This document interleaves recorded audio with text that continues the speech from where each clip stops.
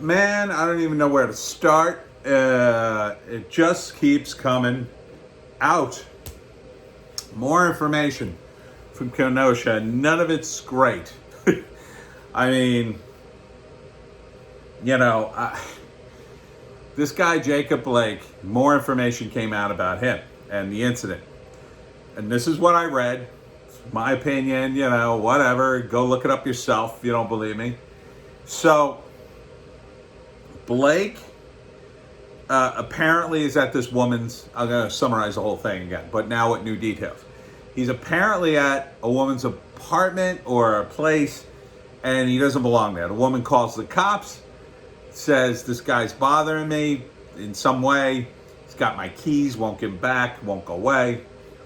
Cops immediately see he's also, not only are they coming out, but this guy's a wanted felon.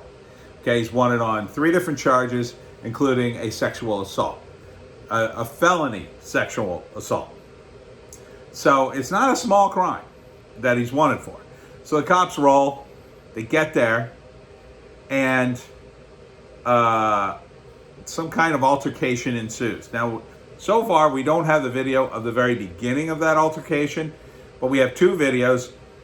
The one that everyone saw, and then the other one, which starts earlier, where you see that he's struggling with the cops. A lot of people tried to gaslight and say, oh, he was breaking up a fight between 2 women. I'm convinced now, with all of the misinformation that comes out about this, always on the side against the cops, that Antifa is actively running a disinformation campaign to make sure people riot, or to exacerbate things. So there apparently is no evidence that he was breaking up any kind of fight. Not that it would even make a difference, but he fought with the cops. Apparently, new information, the cops tried to tase him and it didn't work. Now that could mean one of 2 things. It means that the little dart they shot at him hit like a button or a zipper, didn't make contact, didn't shock him, didn't stun him, or that he's just too, he was either on something, too drunk, or just too strong to be bothered. And he just shrugged it off. Anyhow, they did, for those of you who are saying, like, oh, they should have done something less lethal. Apparently they did. They tried to tase him, didn't work. Now he starts to get up and go around to the front of the van. There's a woman who's screaming, don't do it, don't do it. And now, in the report, the witness, the guy who was filming across the street, who filmed the actual shooting, said he heard one of the cops. And this is the guy shooting the footage. This isn't the cops. This is a witness statement saying that he heard one of the cops say, put down the knife, put down the knife. And in fact, Jacob Blake had a knife under the floorboards in the front of his car. Now look, that makes sense for a lot of reasons. He lives in a bad neighborhood. He needs some sort of protection. So, I don't blame the guy for having a knife if he lives in a dangerous neighborhood, but you don't go into it when the cops are telling you to stop. He was a wanted felon. He reached in his car for a weapon, which apparently one of the cops saw because he said, drop the knife, drop the knife. Now, it could be that that cop is totally lying and they planted the knife on him. I don't believe that, because cops, if they're going to plan anything, they're going to plan a gun. Because there's no question with a gun. It's like, oh, he had a gun. Number 2, they were videotaping this from at least two different angles. Good luck sneaking the gun in and not having anybody alerted. So he refused orders. The cops tried to pull him out of the car once. They didn't just shoot him. They tried to pull him out of the car. He still pushed his way in, and they shot him. Now everybody's bent out of shape because they shot him in the back 7 times. That is a different scenario in their head. That scenario is he's walking down the street and the cop rolls up and shoots him in the back 7 times. That's not what happened. This guy was actively trying to reach for a weapon, getting into a car with 3 young children, and he was escaping. The cops were arresting him. He had a warrant. Okay?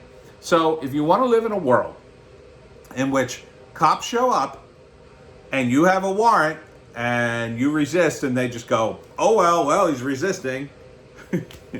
That is a world in which no one ever goes to jail. So there's no point in having the police. Now, I know some of you out there are like, oh, hooray, abolish the police. Good luck with that, because that means that there is no law and order. It's just do whatever you want, because if you get mad enough, the cops aren't going to arrest you because it's too scary. This guy had a warrant. He had a warrant for doing bad things, sexually assaulting a woman. He had some domestic abuse violations. He had been convicted of previous crimes. Joan is very upset about the whole thing. He reached for a weapon. Okay?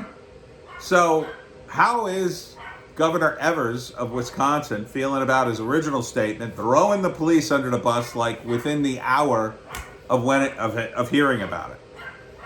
That was just dumb. Now, I don't think that particular statement sparked the riots, but it didn't help. It absolutely did not help. And the people who are rioting in Wisconsin and now being egged on by Antifa, those people are not good people.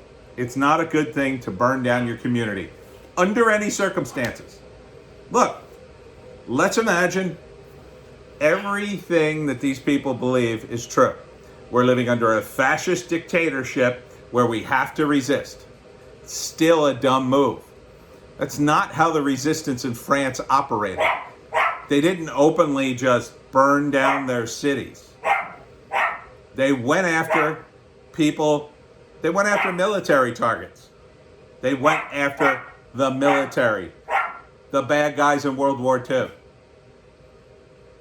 That's who they went after. They didn't go after civilians. They didn't burn down their businesses. When did that happen? Why would they do that? Those weren't the people who were oppressing them.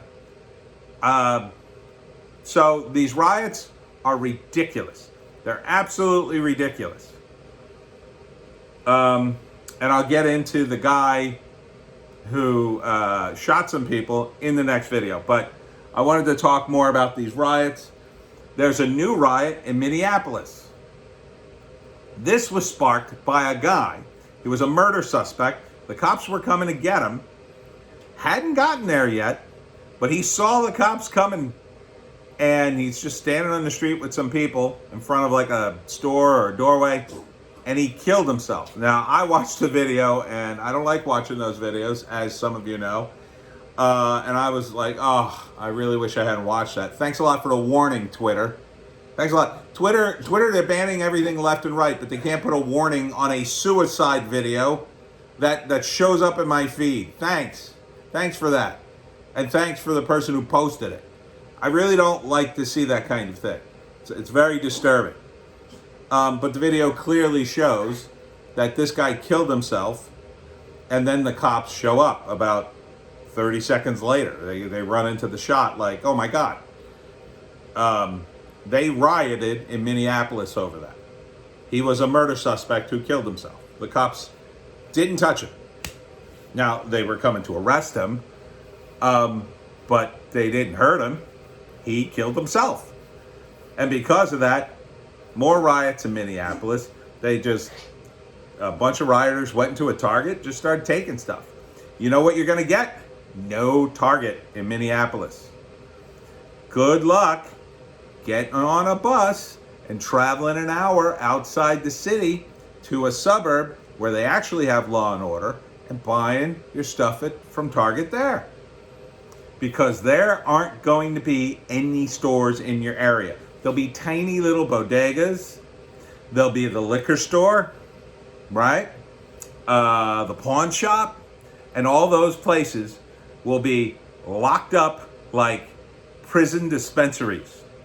You'll walk in, there'll be nothing to steal, nothing that you could touch. There'll be bulletproof glass around everything. And you make one wrong move, they'll throw you out of the store. The owners will have guns, and they'll be one button push away from the cops screeching to a halt in their parking lot and dragging you out and off to jail. That's the kind of stores you're going to have in your neighborhoods, rioters. That's all the stores that will be left. Target's not going to put up with this BS. They've got a lot of overhead. They need a big space. They can't shake down every one of their customers for weapons who comes into the store. And what that means is not only will you be unable to shop locally, the people who work at Target will all lose their jobs if they haven't already. Probably a lot of them are home now because they looted the Target. I don't know if they burned it down, but they probably closed it.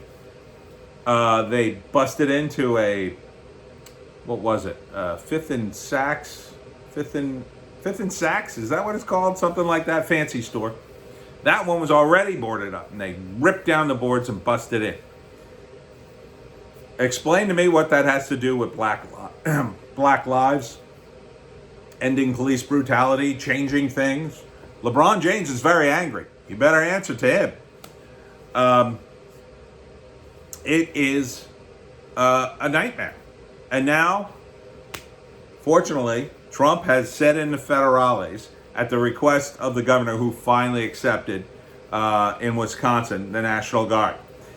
You're going to jail in Wisconsin. A lot of people are going to jail. Meanwhile, the media is focused on one guy who I will get in the next video about.